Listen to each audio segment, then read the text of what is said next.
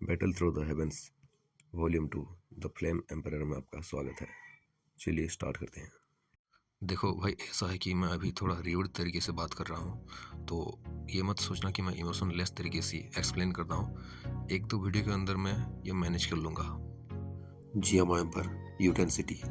ये बात उस समय की है जब दो महान योद्धा जो कि डूडी में ब्रेक थ्रू कर चुके थे, उन दोनों का वार खत्म हो चुका है। जब से दोनों के बीच युद्ध खत्म हुआ तब उसके बाद ही जियान, काइलिन एंड यूनर के बीच में एक धूमधाम सा मैरिज फिक्स किया जाता है। पूरा ड्वेकी कंटिनेंट इनवाइट किया गया था। चारों तरफ खुशियां ही खुशियां थी और ऐसे ही ड्वेकी कंटिनेंट में जियान के जीत का जश्न और दोनों से शादी का जश्न भी एक ही साथ मनाया जा रहा था। फिर अचानक से ये हुआ कि कुछ समय बाद ही सब लोगों के सामने से काइलिन एंड यूनर अचानक से कहीं गायब हो गए। सब लोग को लगता था कि इन दोनों को जियान ने कहीं पे भेज दिया है, लेकिन असल बात तो सिर्फ जियान और उनके बीच की कुछ लोग ही जानते थे कि यूनर एंड जो काइलिन थे वो दोनों एक्चुअली में ब्रेक थ्रू करने के लिए, डूडी में ब्रेक थ्रू करने के लिए कोई सीक्रेट प्लेस में गए हैं। फिर क्या था, इस जियामा एम्पायर में जो वुटान सिटी जो था, पहले जो छोटा सा जगह था जहाँ पे जियो फैमिली राज करता था, वो अब सबसे टॉप मोस्ट सिटी बन चुका था। फास्ट एयर सिटी में चेंज हो चुका था। पूरा जियामा एम्पायर अब जियो कबीले के अथॉरिटी में आता था। फिर एक सीन दिखाया जाता है हमें। वुटान सिटी के पीछे एक पहाड़ी पे एक दुबला पतला सा इंसान घासों पे लेटा हुआ था, अपने मुंह में घास का टुकड़ा लेके। सोचता है कि सब कुछ बदल गया जब मैं अपना मास्टर से यहाँ पे मिला था, और मन में मन मुस्कुरा था। पर अब देखो, वो एक एम्परर बन चुका है जो कि डूडी में ब्रेक थ्रू कर चुका है। एक अल्टीमेट पावर हाउस जो कि इतना पावरफुल है कि आज ड्वेकी कंटिनेंट में उसके सामने कोई खड़ा होने की हिम्मत भी नहीं रखता।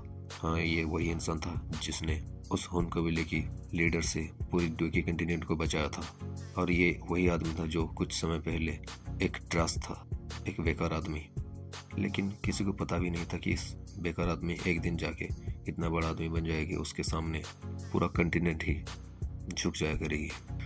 अब एक टिकट बीत चुका है, लगभग 10 साल बीत चुका है उस महायुद्ध का होते हुए। जब वो महायुद्ध खत्म हुआ और जियान उस युद्ध में जीता, उसके बाद सेलिब्रेशन किया गया। पहला तो उस जीत का सेलिब्रेशन, और दूसरा जियान और काइलिन एंड यूनर का शादी का सेलिब्रेशन। वैसे सेलिब्रेशन होता भी नहीं कैसे, आखिर इतनी लंबे समय से जो लोग डर रहे थे उन कबीले के लोगों से, अब वो उन सब लोगों से मुक्त हो चुके हैं। अब अचानक से स्पेस में एक पोर्टल खुलता है। उस पोर्टल से एक परछाई बाहर आती है और सामने देखते हैं कि आगे एक लड़का दुबला पतला सा खड़ा हुआ है। एक प्यारी सी आवाज में कहती है, ब्रदर जियान। जियान पीछे मुड़कर उसका गालों को सहलाते हुए बोलता है कि क्या तुम्हारा ब्रेक थ्रू सक्सेसफुल रहा? वेल, वो जियोनर बोलती है कि वेल, मैं तो आपको थैंक्स बोलता हूँ, क्योंकि मुझे नहीं लगता कि ड्वेकी कंटिनेंट में मुझे ऐसा भी कोई माहौल मिलता जहाँ पे मैं दोसेंग से डूडी में ब्रेक थ्रू कर पाती। पर ये तो आप ही की वजह से है कि आपने मुझे एक अच्छा जगह दिया जहाँ पे मैं डूडी में ब्रेक थ्रू कर पाया। अभी यूनर जियान को ऐसे देख रही थी कि जैसे कोई चांद को देख रहा था। फिर क्या, जियान ने यूनर को कस के पकड़ के उसके कमर को पकड़ के गले लगा लिया। आखिरकार इतने समय से दूर रहने के कारण उसको भी रहा नहीं गया। यूनर पहले तो झिझकती है, लेकिन बाद में कुछ नहीं बोलती, और ऐसे ही दोनों गले लगा लेते हैं।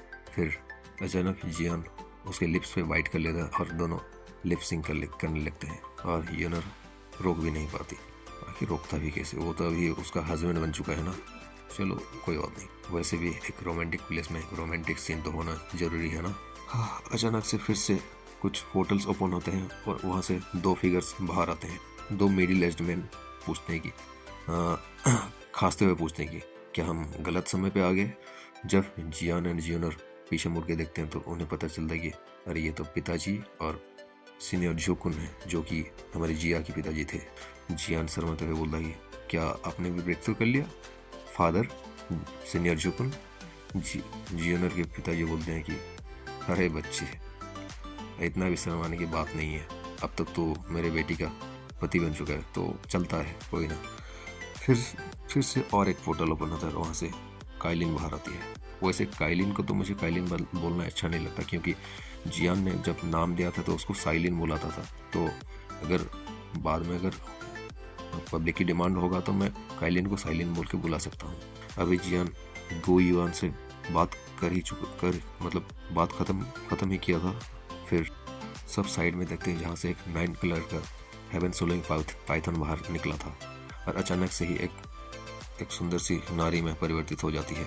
और हाँ, ये हमारे क्वीन मेडुसा ही थे। अब क्वीन मेडुसा अपनी बॉडी को स्ट्रेच करते हुए बोलती कि क्या यही वो डिफरेंस है जो एक डोसेंग एंड एक डोडी में होता है। बाय द वे, ये बहुत ही एक बड़ा डिफरेंस है, मुझे बहुत ही अच्छा लग रहा है अभी। फिर क्वीन मेडुसा जियान से पूछती है क्या जियो ठीक है। इतने टाइम पे सकल में रहने के बाद भी वो जियो को मिस बहुत कर रही थी। जियान बोलती क्या तुम चिंता मत करो, वो मेरे मास्टर के डिसेबल बन चुके हैं, अब कोई चिंता की गुंजाइश ही नहीं रहती, क्योंकि अब वो मास्टर यालो को फॉलो करे तो वो अच्छे से ट्रेनिंग कर रही है। अभी पांचों बात करने के बाद हंसते हैं और उसके बाद निकल जाते हैं जियो को मिल के एंट्रेंस में। अभी वो सब लोग जियो रेसिडेंस के हॉल में पहुंच चुके थे, और एक आदमी का हाथ जियान के कंधे में पड़ता है। बोलते हैं कि बेटा तुम चिंता मत करना, मैं सब कुछ ख्याल रखूँगा, मैं सबका ख्याल रखूँगा। बस तुम याद रखना कि एक अच्छा आदमी वही होता है जो जहाँ भी जाता है कॉन्फिडेंस के साथ जाता है। हो सकता है कि वो नया दुनिया जो है इस दुनिया से अलग हो, लेकिन तुम हमेशा अपने ऊपर भरोसा रखो और केयरफुल रहना। उसके कंधे को थपथपाते हैं। क्या ये जियो जान है? हाँ, शायद जियो जान ही है, जियान के पिताजी। जब से दो एम्परर के बीच महायुद्ध हुआ, उसके बाद से जियो यान ने अपना जो राजपाट है वो अपने पिताजी को फिर से वापस कर दिया। अभी जियो फैमिली ऐसा लग रहा है कि बच्चों से भर गया है, चारों तरफ हरियाली है, हंसी खुशी से भरा हुआ है। बहुत ही कम समय में ऐसा हुआ है कि जो भी जियो फैमिली बिलोंगिंग्स थे, सबका पावर अचानक से इतनी तेजी से बढ़ गया है कि अभी पूरे कॉन्टिनेंट में उन लोगों को मैच करने वाला शायद ही कोई होगा। और अगर हमारे जियान को मिला दिया जाए तो बात तो और भी बढ़ जाता है, क्योंकि वो अभी कॉन्टिनेंट की सबसे पावरफुल इंसान है। फिर क्या, सब वो पांचों ने जो अभी डूडी बन चुकी थी, उन लोगों को तो डोकी कंडेन छोड़ के जाना ही पड़ेगा ना। तो फेयरवेल लेने के बाद वो लोग सीधा निकल गए थे उस पहाड़ी की चोटी पर, जहाँ पे उस दोनों एम्परर के बीच में युद्ध हुआ था, और उसके बीच में एक ऐसी जगह बन गया था कि वहाँ पे तो आम इंसान जा ही नहीं सकते, और वहाँ पे जाने का सुविधा भी नहीं है। सिर्फ ये लोग ही जो डोडी में ब्रेक थ्रू कर चुके हैं ये वहाँ पे जाते हैं। लेकिन हाँ, यहाँ पे एक स्पेशल एनर्जी बैरियर है जो कि आगे अगर भविष्य में कोई चाहे इसको तोड़ना भी तो वो भी नहीं तोड़ सकते। जो एक माउंटेन था बीच में से कटा हुआ, उस टॉप को पूरे कंटिनेंट में अभी सोंगडी माउंटेन के नाम से बुलाया जाता है, और ये टॉप ऑफ द वर्ल्ड पे खड़ा हुआ है।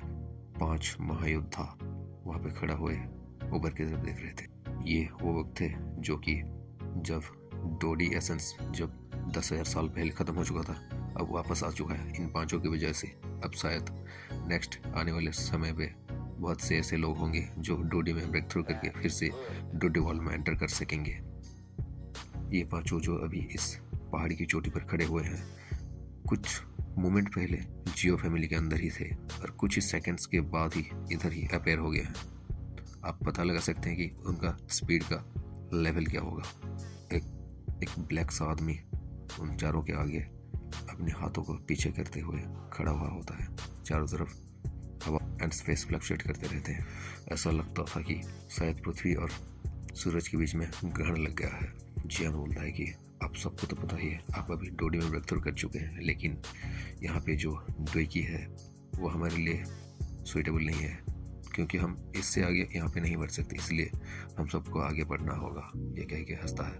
हाँ, ये अलग बात है कि भविष्य में चल के अगर यहाँ पे डोडी एसेंस का बढ़ावा हो जाता है तो वो अलग बात है।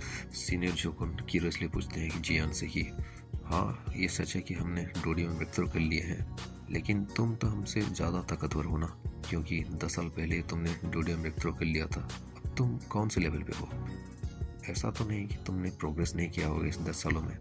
जियान ने हेल्पलेस होके कहा कि हाँ, ये सही है कि मैंने थोड़ा सा तो प्रोग्रेस किया है, लेकिन इतना भी नहीं कि इसे प्रोग्रेस कहा जाए।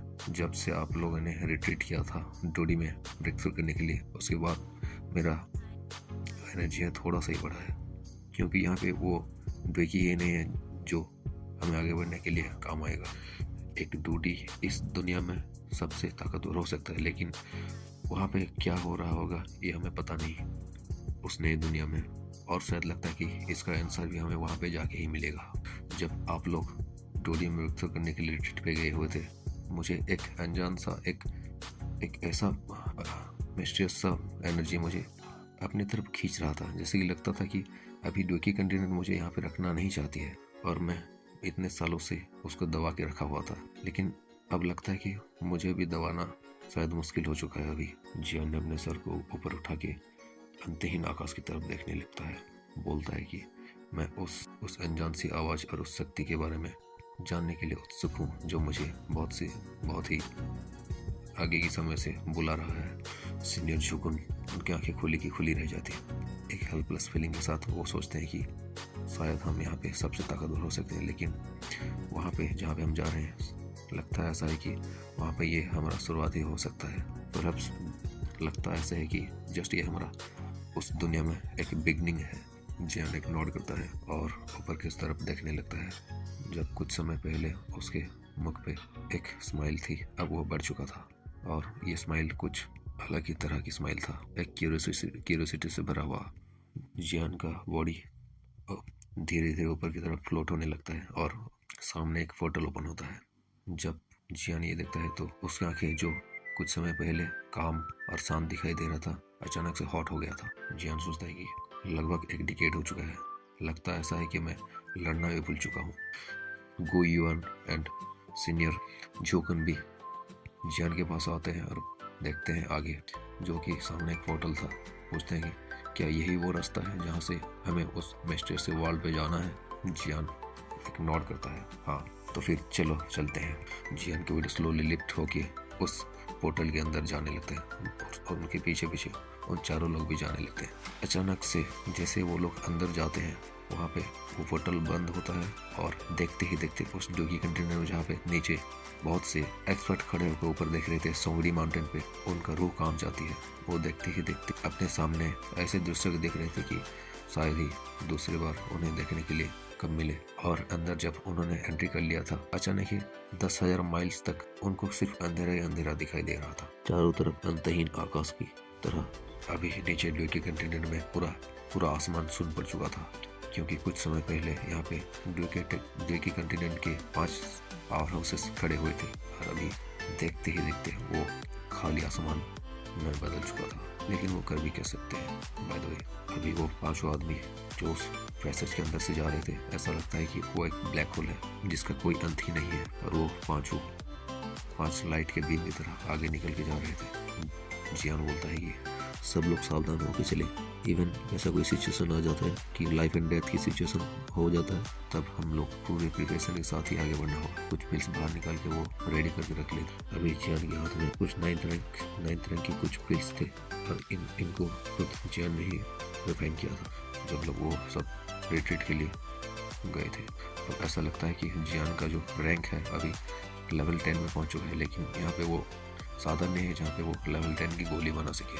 हालांकि ये काफ़ी नहीं होगा, लेकिन कर भी क्या सकते हैं। अभी उनका पावर भी वहाँ तक पहुँच चुका है कि ये 9th ग्रेड की फिल्म उनके लिए शायद ही कोई काम की हो।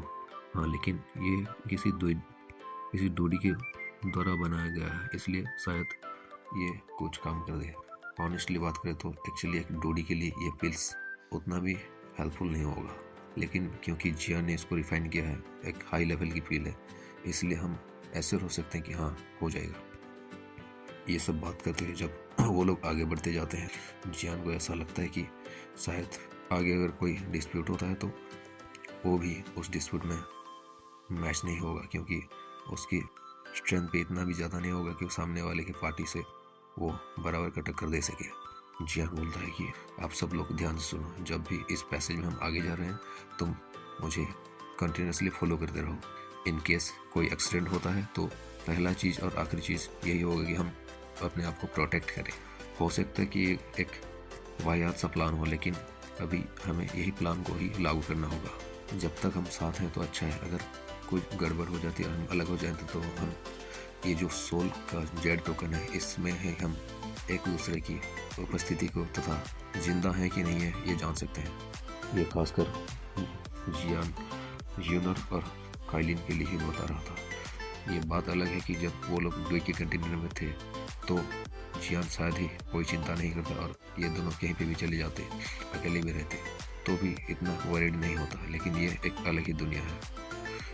काइलिन और यूनर भी ये समझ जाते हैं कि जियान जो भी कह रहा है वो सही बात है, इसलिए वो दोनों नॉड करते हैं। अभी चलिए चलते हैं। सभी इंस्ट्रक्शन को फिनिश करने के बाद बिना कोई बकवास के जियान ने आगे बढ़ना शुरू कर दिया था। दोनों हाथों में, एक हाथ में जूनर को और दूसरे हाथ में काइलिन को पकड़े हुए वो तीनों आगे बढ़ जाते हैं और उनके पीछे गो युआन एंड जोगन अपने दांतों को चबाते हुए वो दोनों भी एक रॉकेट की तरह शूट हो गए थे। ऐसा लग रहा था कि ये ब्लैक होल शायद खत्म होने का नाम ही नहीं ले रहा है। अब कुछ समय पीछे की बात दिखाया जाता है जो कि ड्यूई के कंटेनर में था। असंख्य लोग जो कि ड्यूई के कंटेनर में थे जियान के आगे झुक जाते थे। उसकी पावर के सामने सब लोग झुकते थे, उसको कंग्रेचुलेट करते थे, जियान की जय जयकार लिखती थी। हाँ, ये ड्यूई के कंटेनर में, और ये वहीं पे ही शोर शराबा शुरू होकर वहीं पे ही आकाश में खत्म हो जाता है। एक बूढ़ा आदमी बोलता है, लिटिल गाय, तुम जिस दुनिया पे जा रहे हो वो दुनिया इस दुनिया से 10,000 गुना ज़्यादा एक्साइटिंग होगा। वो हंसते हुए बोलते हैं कि जब मैं डोसेंग से डोडी में प्रमोट हो जाऊंगा तो मैं वहाँ पे जाऊंगा। अपने मास्टर के लिए एक अच्छा सा जगह बना के रखना बेटे। मेरे छत्र छाया के नीचे तू फिर से वहाँ पे मेरा सेवा का अवसर पाएगा। स्काईमेंसर अलायंस के उस जगह पे मास्टर यालो ने ये बात कर रहे थे जियान से, क्योंकि वो भी हेल्पलेस थे, कुछ कर नहीं सकते। उनके सामने जो उनका शिष्य था धीरे धीरे डिसअपेयर हो रहा था। वहाँ पे एक छोटी सी बच्ची थी, बोलती है कि पिताजी, माताजी, मदर यूनर, मैं भी आऊँगी जब डूडी में ब्रेक थ्रू कर लूँगी, आप मेरा वेट करना। वो रो रही थी और ये जियो जो ही थी, क्वीन मिर्जा की बेटी। वो आखिरी पल का समय भी अजीब था। काइलिन ने गले लगा जियो जो को लास्ट टाइम के लिए और उसको फेयरवेल दिया और मास्टर के हाथों में थमा दिया था। और साइड में एक 13-14 साल की एक लड़की खड़ी हुई थी। ये तो जिया ही थी ना।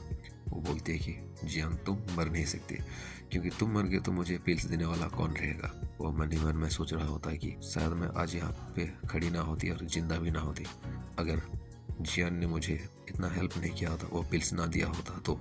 एनीवेज, आखिर तो हम सब जानते ही हैं कि एक अंत ही प्रारंभ का आरंभ होता है। बोलते हैं ना कि अंत ही आरंभ है, लगाव ही पीड़ा है। लेकिन लगाव तो पीड़ा नहीं है।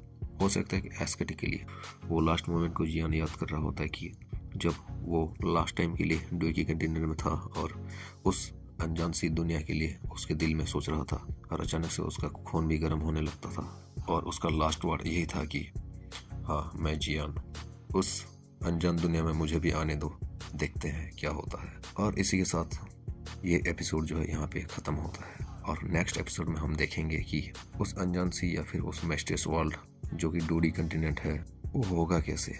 ना, स्टोरी की शुरुआत भी यही से ही होगी।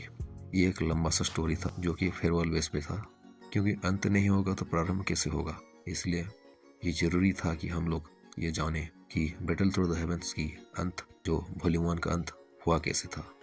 Well, see you in the next video, bye.